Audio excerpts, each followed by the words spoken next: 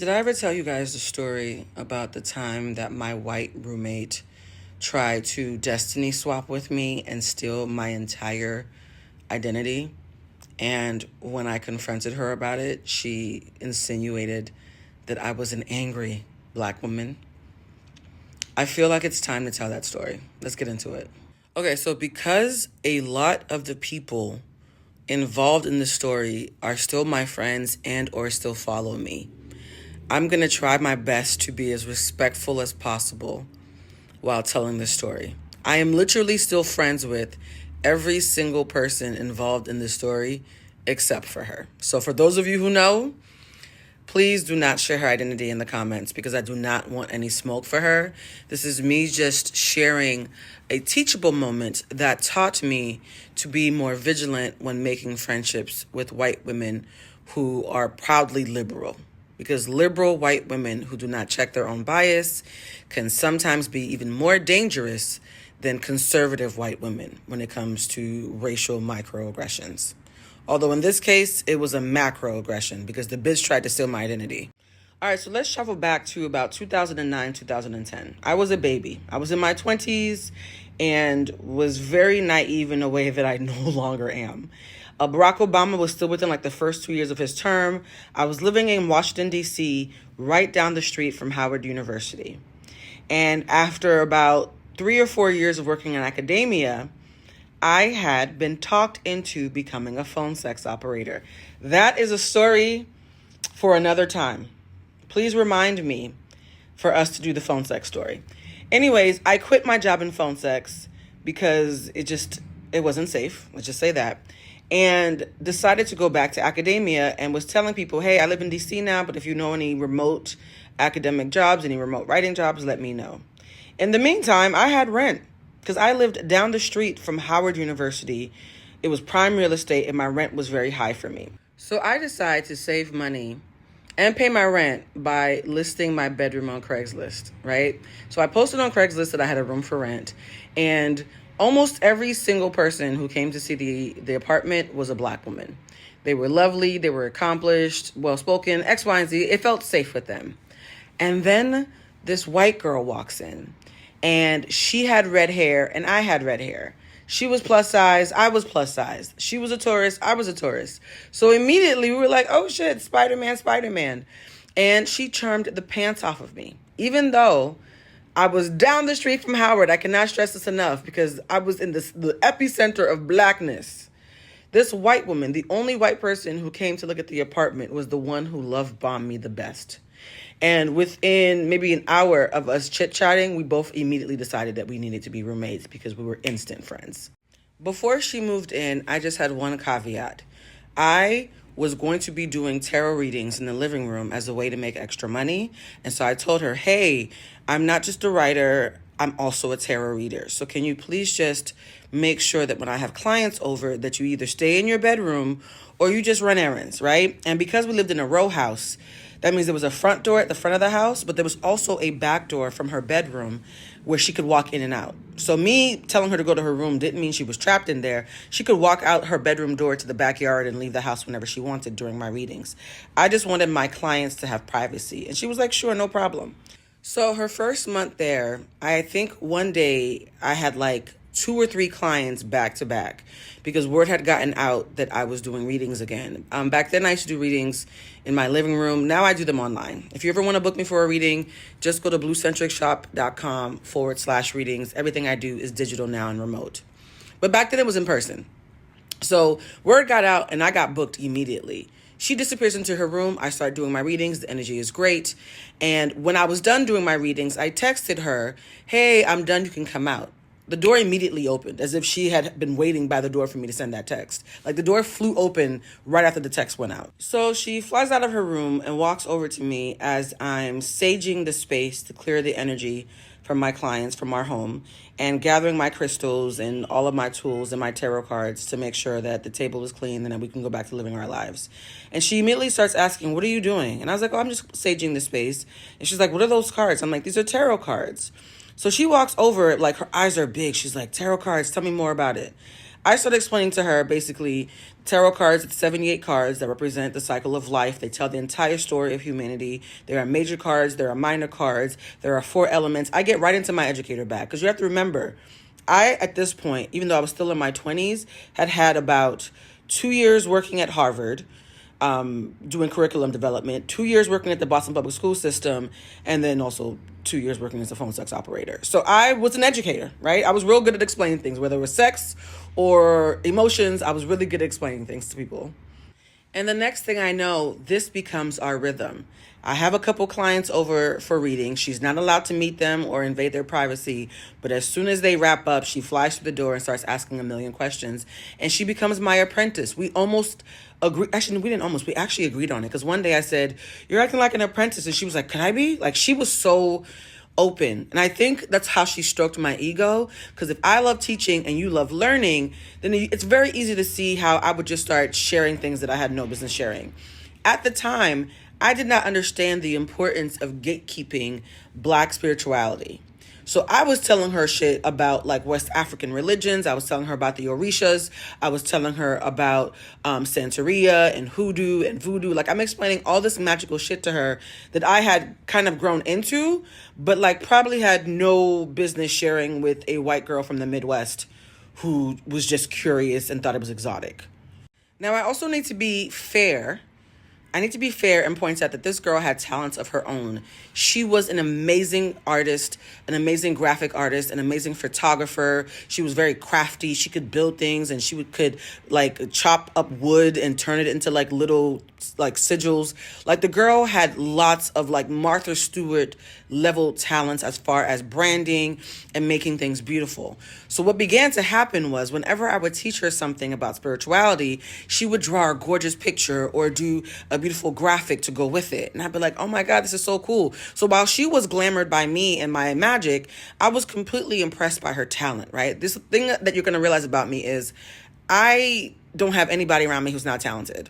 And her talent was the reason why it didn't feel like I was being taken advantage of, because it's one thing for me to say it, but she could actually like show it and make it tangible in real life.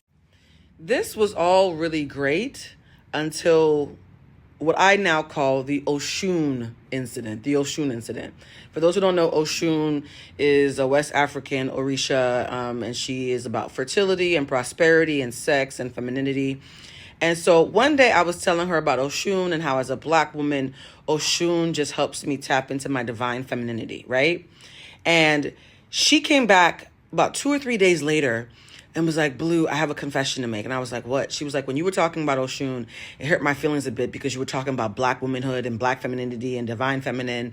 And I just felt left out. So I went online because I wanted to figure out who's the white Oshun. Because if I'm the white blue," pause. Who said you were the white blue? If I'm the white blue, if I'm the white you and you're Oshun, I wanted to find out, well, what's the white version of Oshun so I can be just like you? And she was like, "Yeah, I found it. Her name is Freya. Freya is the white Oshun, just like I'm the white you." At the time, I thought her wording was odd, but I didn't fully clock it. I was naive. I was in my 20s. I was young. And that became a nickname for her. We started laughing and calling her the white blue. Please pause on that, because when you're talking about destiny swapping, for those who don't know what destiny swapping is what happens when someone admires you to the point where they want to become you and ultimately replace you. And it's clear as day now that she was destiny swapping, but at the time, I was just so flattered that this white girl was so enamored with me. And what would end up happening over the next several years would be something that would change me forever and how I make friendships with white women. And I have to almost give her credit, but I feel like the story is getting long. So let's do a part 2. All right. So welcome to part 2 of how my white roommate tried to destiny swap with me and steal my identity, and then insinuated that I was an angry Black woman as soon as I called her out on it. If you missed part 1, please go back and watch part 1 to get the context of how she and I end up living together.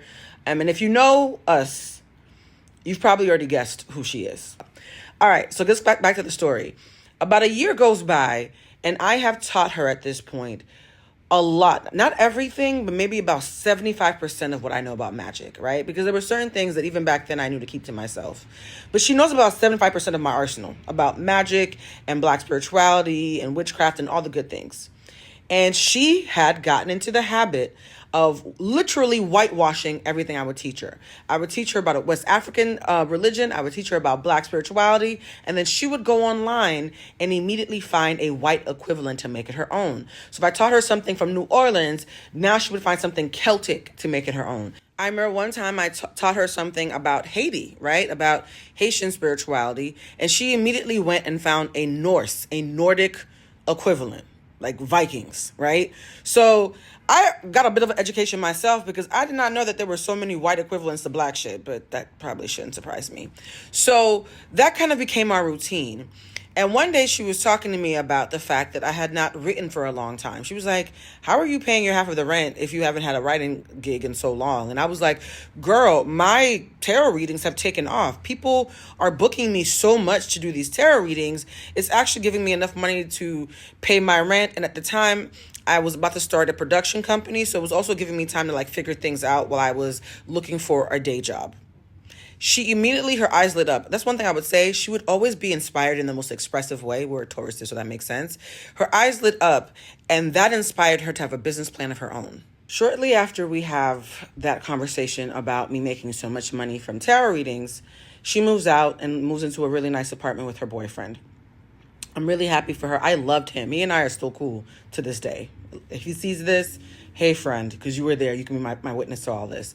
She moves in with him, and she gets back to me one day. She's like, hey, Blue, I miss you so much. I'm like, yeah, friend, I miss you so much, too, because we had become like sisters, right? Like, Blue and White Blue were like this.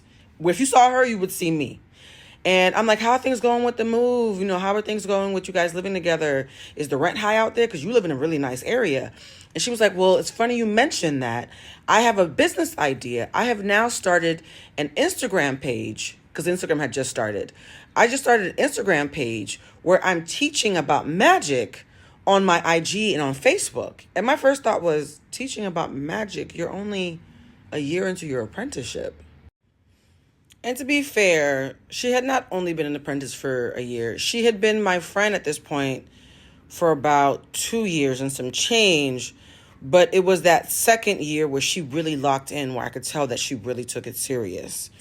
But I was still stunned that she was already trying to position herself as a teacher. But I also wasn't a hater, right? I was proud of my friend because, again, she's ridiculously fucking talented. So regardless of where she got her magic from, she was creating crafts, she was creating message boards, she was creating learning materials. She was actually creating really great things that I thought that she was really good at.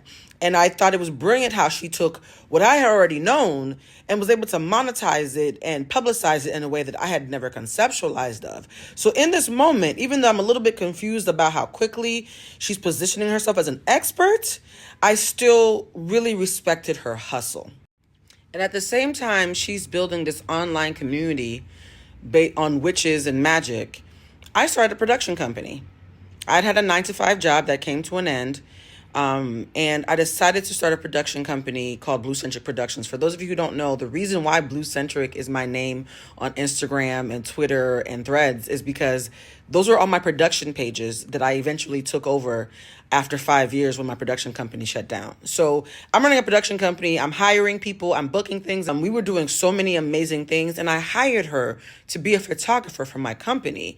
So Blue Central Productions is taking off while her brand of witchery is also taking off. So we're prospering, right? Blue and White Blue are both prospering. And in my mind, this is my sister and I love her. So life gets busy. At this time, Barack Obama's on his second term. My company at the moment was flourishing. I had about 30 or 40 employees. I had a lot of employees. And most of them were people who I had met through the arts programs at Howard. And so people were constantly coming to my house for events, for cast dinners, for rehearsals, for meetings. My house was like a social hub in the DC area for a very long time, between 2010 to about 2016. So I'm throwing all these parties, and one day I tell her, I'm like, yo, I know we have a new moon ceremony, because we would meet every month at my house for new moon ceremonies. I was like, but I'm just so tired. I might cancel it this month, 'cause I just want to sleep. And she said, it's okay, friend. How about you come to my house, and this month we'll do the new moon ceremony at my place. In my mind, this is so sweet. I'm tired, and my friend is inviting me over to her house rather than her having to come to my house. So I'm thinking this is going to be a really chill event like it is when I throw it, right? I'm thinking it's going to be me, her man, and maybe one or two mutual friends. Imagine my shock when I walk into her apartment and it's 15 people. And I'm like, friend, white, blue, who are all these people? And she's like, oh, these are my followers from my online community. And she was like, yeah, I have like 30,000 followers now in my community. I'm doing really well. And I actually put on the message board that we were going to do a new moon ceremony tonight. In my mind, if I was going to throw an event and we decided to do it at your house instead, I'm not expecting it to be a marketed event for your site, because this was actually originally my event. So I'm like, how did my new moon ceremony that we moved to your house turn into... Anyways, I try to make the best of it. We're having a great time. Everybody's really, really nice. And then we get to the part of doing introductions, and she does this beautiful introduction when she says, this is Blue. She is my guru. She's the person, I hate being called a guru, but she was like, she's my guru. She's the person that I learned all the magic I know from. So she's giving me all this credit for being her guru and her teacher and X, Y, and Z. And in that moment, something interesting happened. I was the only black person in the room. There was some white people, some Latinos, I think maybe an Asian person. I was the only black person in the room. And in that moment, I got a glimpse of what it's like to be the magical Negro, right? There's a thing that happens where sometimes white folks turn us into these magical creatures who have all the answers. Like we're sages, or we're like the black lady from the Matrix. Like, oh my God, this is Blue. She's my guru. And it made me a little uncomfortable, because I just thought that we were going to be at her house for a kickback. But I let it go. After we throw the ceremony, the following month, I call her like, hey, girl, I got some rest. Are you coming over for the new moon ceremony? And she says, actually, my followers really liked it when I threw that ceremony at my house. So moving forward, we're going to be having the new moon ceremonies at my place now. And just like that, she completely took over my event. And I didn't clock it. So the months go by, and I'm now going to my new moon ceremonies, which are now her new moon ceremonies at her house. And it becomes a very interesting dynamic where, as the first meeting, everybody knew that I was her guru, right? But as the months go by, now she's positioning herself as the almighty one. And whatever she would say something about magic that was inaccurate, and I would speak up like, hey, friend, close but not quite, there's some nuance that you're missing, she would get offended. Like, how dare you correct me? And I'm like, well, if you're an apprentice, that's the whole point of you being an apprentice, is I'm supposed to help you see your blind spots. She didn't want to hear it. I have no ego when it comes to spirituality, because I'm not God. And so the minute something starts to feel like a cult where a human being is positioning themselves as a god, I'm out. Deuces. I don't want to be part of a cult, right? When you met me, I was doing magic alone in my apartment. I'm going to go back to that. So I pull away from her a little bit, because I didn't like the tone. And in the time that I'm gone from her and her boyfriend go through a breakup. And she calls me crying, and, you know, I have a tender heart. So I start consoling her. And the breakup actually, in a weird way, brought us back together, because I still adored him. But that's my homegirl, right? And one day she's talking to me about the breakup, and she's like, yo, I gained like 30 pounds or something. She gained like a lot of weight when they were breaking up. And she was like, but I was at a gas station, and this black man tried to holler at me, and I realized we're their dream. Like, I'm still a black man's dream. So I shouldn't feel bad about my body, because all I have to do is find a black man and I'll feel better about myself. And I was like, excuse me? You're a black man's what? I love you, black man. I love you, black man. I love you, black man. I love you, black man. I love you, black man. I love you, black man. So this is the part where, after years of friendship and sisterhood, the racial microaggressions that were always present but well hidden come out. So yeah, let's do a part 3, because let's do a part 3. All right, so welcome to the third and final, because I'm hungry and I need to go to breakfast. The third and final installment of that time my white roommate tried to destiny swap with me and steal my identity, and then called me an angry black woman when I called her out on her bullshit. If you haven't already seen part 1 and 2, please go see them, because I'm going to try to make the last part as quick as possible. Let's get to it. So my homegirl, who goes by the nickname, well, who used to go by the nickname White Blue, because I'm Black Blue, made that comment about how she saw herself as a Black man's dream. And I understand all the ways that Black men empower white women to feel like this, right? In fact, there's a video that recently went viral about a white woman from the UK who flat out said that her obsession is Black men because they gas her up. If someone said to me, what is the main thing that I think about every day? Do you know what it would be? Literally just Black men. That is my obsession, and that's what keeps me happy every single day. Knowing that I'm a Black man's dream as well, and that only really Black men want me. So I feel like I was just literally put on earth to be a woman that loves Black men and a Black man to love a white woman. Like, without me, it wouldn't be the same in this world. I'm here for the Black men, and the Black men are here for me.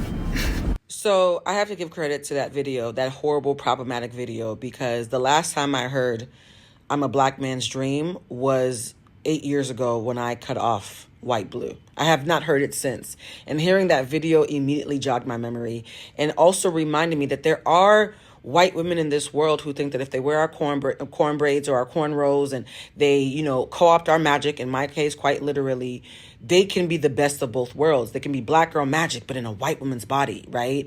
And it makes me sad that women like this exist, but it's also dangerous to pretend they don't exist. And if you are a white woman who doesn't feel like this, call out your sisters, because the 92% are tired.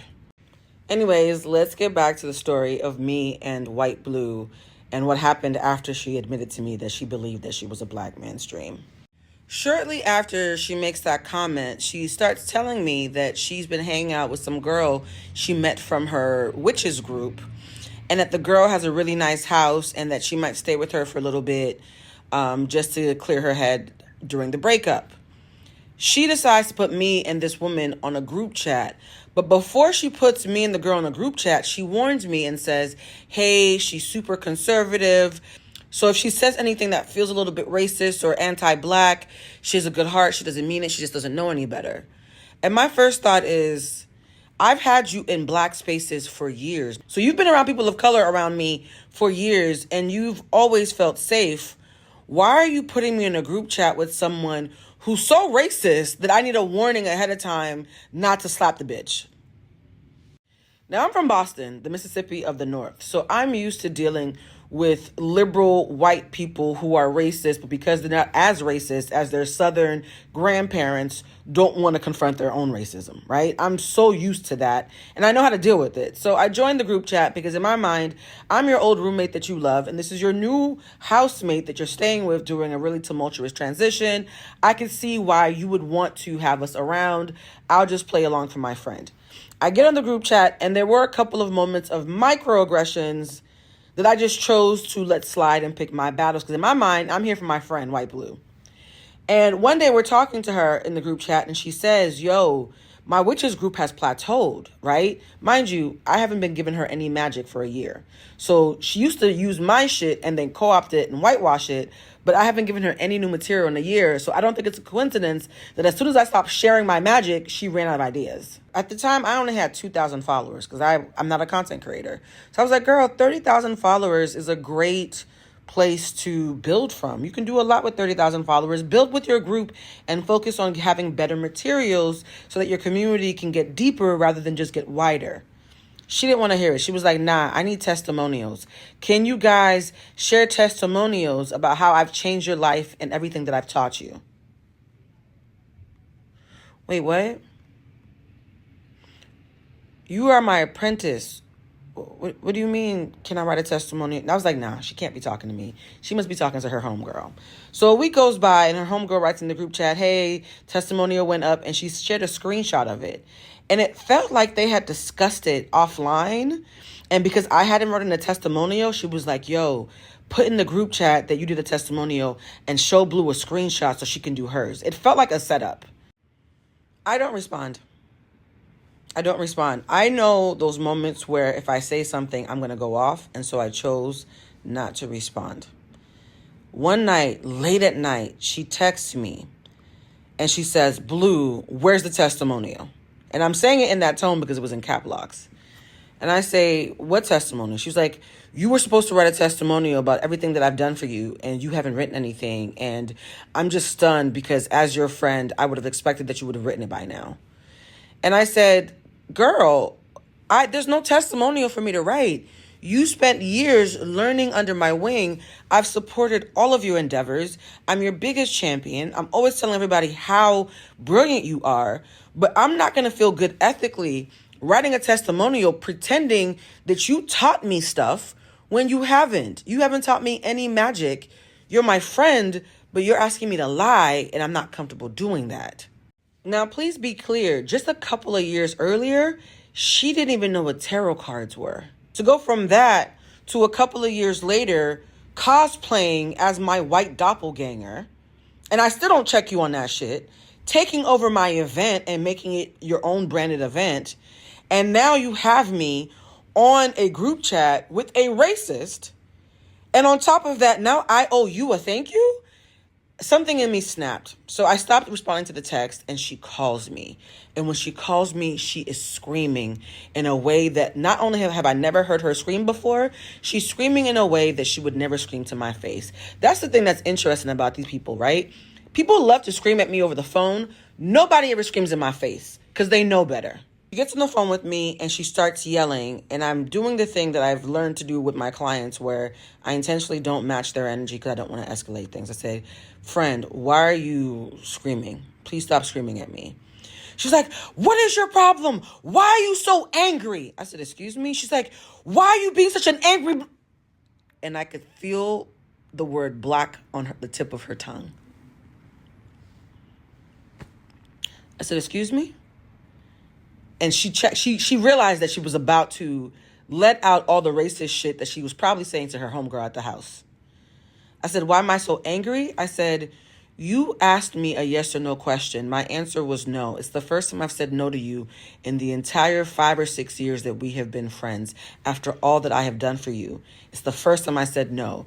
And you've called me angry. And you were about to call me black. What do you think that makes you? You warned me about your homegirl being racist, but what does that make you? All those years of friendship, all that fellowship, all that information sharing, no gatekeeping, so I take responsibility for that.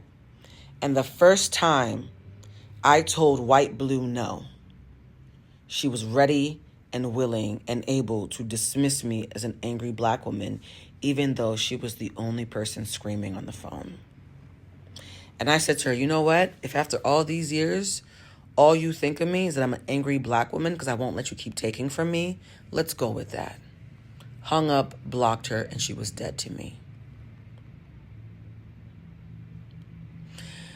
I learned so much from that because she tried to come back. She tried to apologize. I had to block her on everything because she kept finding new ways to get to me. Our mutual friends would ask me what happened. Mind you, most of our mutual friends were white, and I didn't want to put them in a weird predicament of having to deal with her shit. So I just was like, hey, we're just not good anymore. We don't make sense anymore.